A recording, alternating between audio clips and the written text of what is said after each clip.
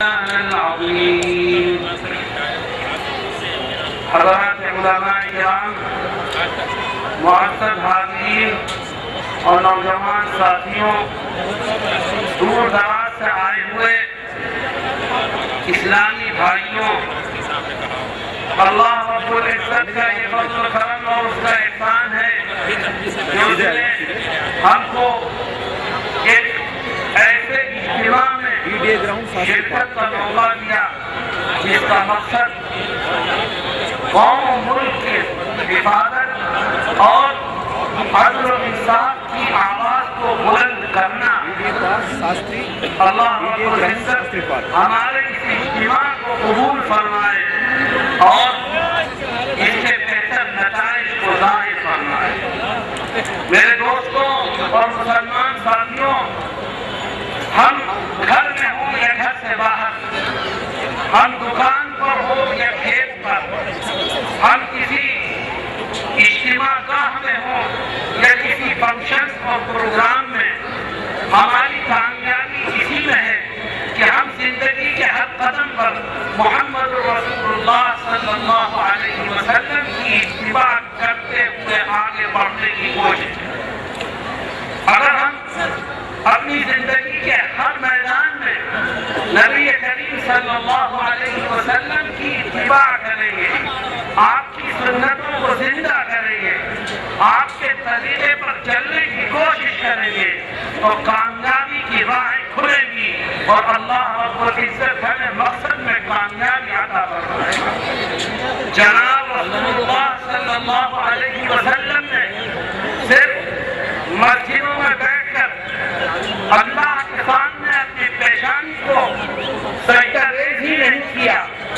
آپ نے صرف قرآن کی تلاوت ہی نہیں کی، آپ نے صرف رمضان کے روزے ہی نہیں رکھے، آپ نے صرف ذکر و اذکار ہی سے کام نہیں لیا، بلکہ آپ نے موقع پا تو باہر نکل کر اللہ کے دشمنوں کا مقابلہ بھی کیا اور دین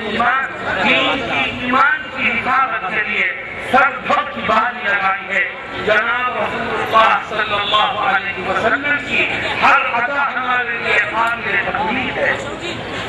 آج مسلمان اللہ کے نبی سے محبت کا دعویٰ کرتا ہے اور اپنے آپ کو آپ کے امتی ہونے میں، امتی ہونے پر فخر محسوس کرتا ہے، لیکن اس کا ظاہر کچھ ہے اور اس کا باطن کچھ ہے۔ وہ کہتا کچھ ہے اور کرتا کچھ ہے، اس کے اندر کچھ ہے، اس کے باہر کچھ ہے۔ اللہ رب العزت ہمارے ہر عمل سے واقف ہے، وہ ہمارے ظاہر کو بھی دیکھ رہا ہے، وہ ہمارے باطن کو بھی دیکھ رہا ہے۔ محمد رسول اللہ صلی اللہ علیہ وسلم سے محبت کا دعویٰ کرنے والی امت آج آپ کی سنتوں کو چھوڑ چکی ہے، آج آپ کے طریقوں سے ہٹ چکی ہے، آج آپ کے بتائے ہوئے راستوں سے پھر چکی ہے۔ تو بتاؤ اللہ کی رحمت کے دروازے کیسے کھلیں؟ اللہ اپنے دشمنوں کو مسلط کرے گا، اللہ اپنے نافرمان بندوں کو مسلط کرے گا، اللہ رب العزت ہمیں اپنے ان بندوں کے زیر اثر کر دے گا جو ہمارے اوپر نہ کسی طرح کا رحم کھائیں گے اور نہ ہمارے ساتھ عدل و انصاف کریں گے۔ یہ ہماری بدعمالیوں کی وہ سزا ہے جو ہم بھگتتے آ رہے ہیں اور اگر نہ سمجھے تو آگے بھی بھگتتے رہیں گے۔ میرے دوستو، آج مسلمان سڑکوں پر نکل کر حب نبی کا اظہار کرتا ہے، احتجاجات کرتا ہے۔ اگر کبھی کوئی نبی کی شان میں گستاخی کرے تو مسلمان سڑکوں پر نکل کر مارکیٹ کو بند کر کے احتجاجات کرتا ہے، مظاہرے کرتا ہے اور نبی کی شان میں گستاخی کرنے والے کے خلاف آواز کو بلند کرتا ہے اور یہ کہتا ہے کہ مجھے اپنے نبی سے محبت ہے، میں ان کی شان میں گستاخی کو برداشت نہیں کر سکتا۔ یہ مسلمان کہتا ہے، لیکن میرے دوستو کان کھول کے سنو، یاد رکھو، جس طرح اللہ کے نبی کو برا بھلا کہنا ان کی شان میں گستاخی ہے، جس طرح آپ کا کارٹون بنانا ان کی شان میں گستاخی ہے، جس طرح آپ کے لیے گستاخی کے جملے استعمال کرنا ان کے شان میں گستاخی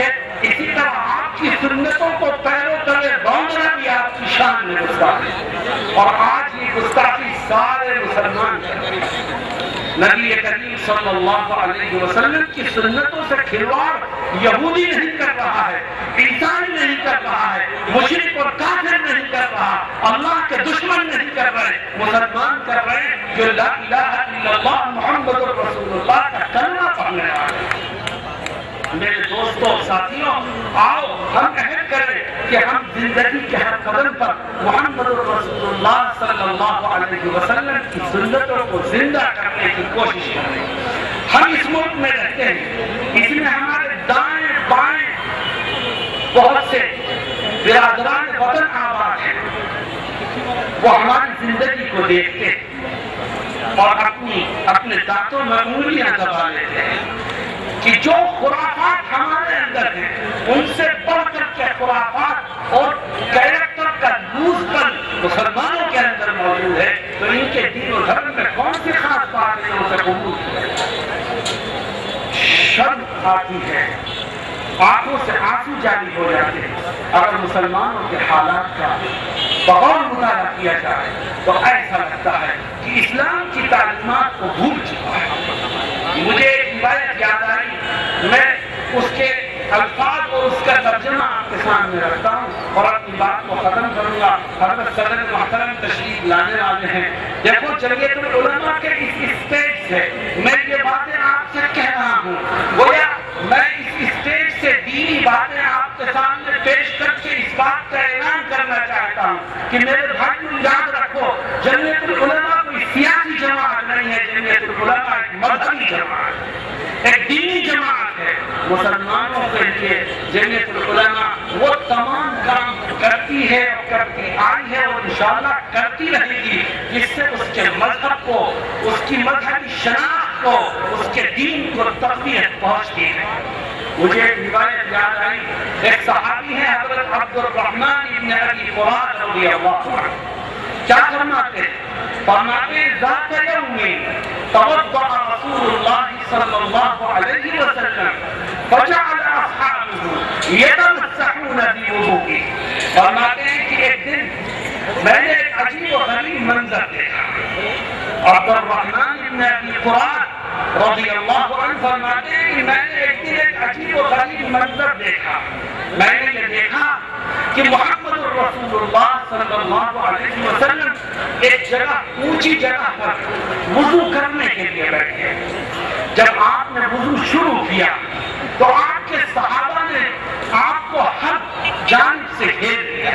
کوئی آپ کے داہنی طرف کھڑا ہو گیا، کوئی آپ کے سامنے کھڑا ہو گیا، کوئی آپ کے بائیں طرف کھڑا ہو گیا، اور محمد رسول اللہ صلی اللہ علیہ وسلم نے جب وضو شروع کیا تو عبد الرحمن بن ابی قراد رضی اللہ عنہ فرماتے ہیں کہ میں نے یہ عجیب و غریب منظر دیکھا کہ وضو کا جو پانی جناب رسول اللہ صلی اللہ علیہ وسلم کے جسم اطہر سے لگ کر کے زمین پر گر رہا تھا، اس کا کوئی ایک قطرہ بھی زمین پر نہیں گر سکا۔ آپ کے صحابہ اس پانی کو اپنے ہاتھوں پر لیتے، کوئی اپنی آنکھوں سے لگاتا، کوئی اپنے سر پہ لگاتا، کوئی اپنے جسم پر ملتا، اور ہر ایک کا یہ عقیدہ تھا کہ اس روح زمین پر اس سے زیادہ مقدس اور پاک کوئی اور پانی نہیں ہو سکتا۔ نبی کریم صلی اللہ علیہ وسلم پورا وضو کرتے تھے، آپ نے صحابہ کو روکا نہیں،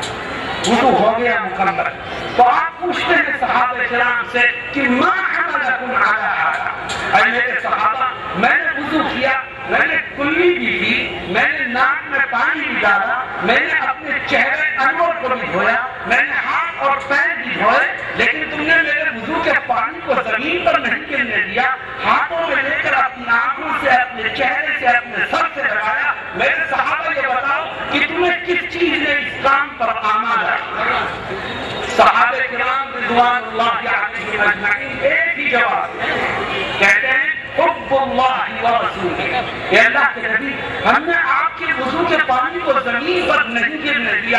اپنے ہاتھوں پر لے کر آنکھوں اور چہروں سے لگایا تاکہ ہم دنیا والوں کو یہ بتا سکے کہ ہمارے دل میں محمد رسول اللہ صلی اللہ علیہ وسلم کی محبت بیٹھی ہوئی ہے، ہم اللہ اور اس کے رسول صلی اللہ علیہ وسلم سے پیار کرتے ہیں۔ میرے دوستو آگے اللہ کے نبی کیا تعلیم دیتے ہیں اپنے صحابہ کو، ذرا دل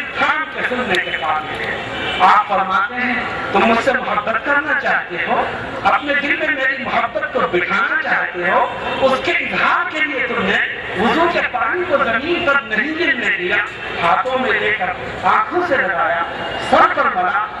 اپنے جسم پر پھیرا، لیکن